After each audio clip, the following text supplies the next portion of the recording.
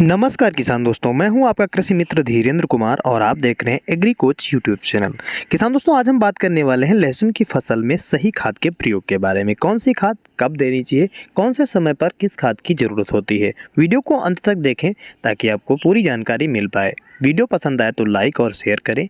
जो किसान भाई चैनल पर नए हैं, पहली बार वीडियो को देख रहे हैं, उनसे रिक्वेस्ट है कि हमारे चैनल को सब्सक्राइब कर घंटी के निशान को दबा लें ताकि अगला वीडियो आपको सबसे पहले देखने को मिल सके।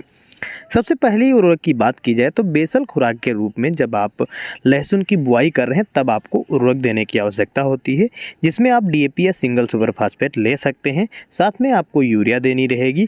इस तरह से आप अगर डीएपी देते हैं तो उसमें सल्फर देने की आवश्यकता अलग से पड़ेगी। अगर आप सिंगल सुपर फास्फेट देते हैं तो सल्फर अतिरिक्त देने की आवश्यकता नहीं पड़ती है। अगर आप अपने खेत में वर्मी कंपोस्ट खाद डाल देते हैं तो आपको अन्य उर्वरकें भी कम मात्रा में देने की आवश्यकता रहती है। दूसरी उर्वरक की बात की जाए, जब आप पहला पानी दे रहे हों, यानी जब आपकी फसल 25 से 30 दिन की हो जाए, तब आपको 40 किलोग्राम यूरिया साथ में 5 किलोग्राम सागरिका बायोबीटा या धनजाई में से किसी एक प्रोडक्ट का आप प्रयोग कर सकते हैं। अच्छी नमी होने पर ही इन उर्वरकों का प्रयोग करें। मैं जो मात्रा बता रहा हूँ 1 एकड़ के हिसाब से बता रहा हूँ। इसके बाद जो आप तीसरी उर्वरक दे सकते हैं वो अगले पानी पर, या जब आपकी फसल 45 से 50 दिन की हो जाए तब आपको 40 या 45 किलोग्राम यूरिया ले लेनी है। साथ में आपको 7 से 8 किलोग्राम सागरिका बायोबीटा धनजाई में से किसी एक प्रोडक्ट को ले लेना है और साथ ही आपको 5 किलोग्राम माइक्रो न्यूट्रिएंट भी देने रहते हैं।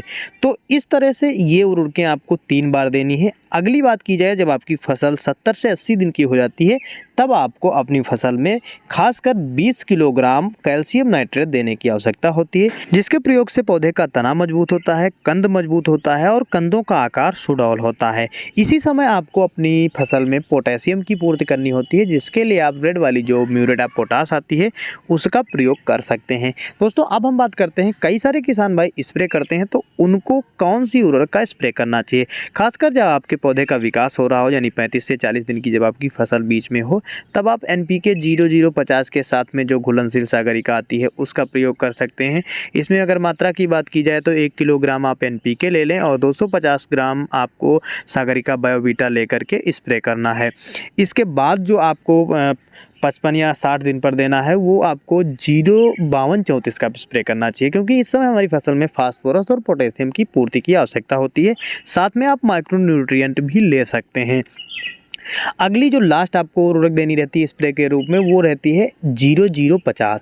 0050 के साथ में आप कल्टर इत्यादि जो प्लांट ग्रोथ रेगुलेटर आती है उसको देंगे तो पैदावार अच्छी होगी, क्योंकि ये प्लांट ग्रोथ रेगुलेटर होती है जो कि हमारी जब फसल 70-80 दिन की हो जाती है तब इसका जब हम प्रयोग करते हैं तो ऊपर की जो बढ़वार होती है उसको रोक कर हमारे कंदों के विकास में सहायता प्रदान करती है। तो इस तरह से आपको उर्वरकें और स्प्रे करना है जिससे आपकी पैदावार अच्छी मिलेगी।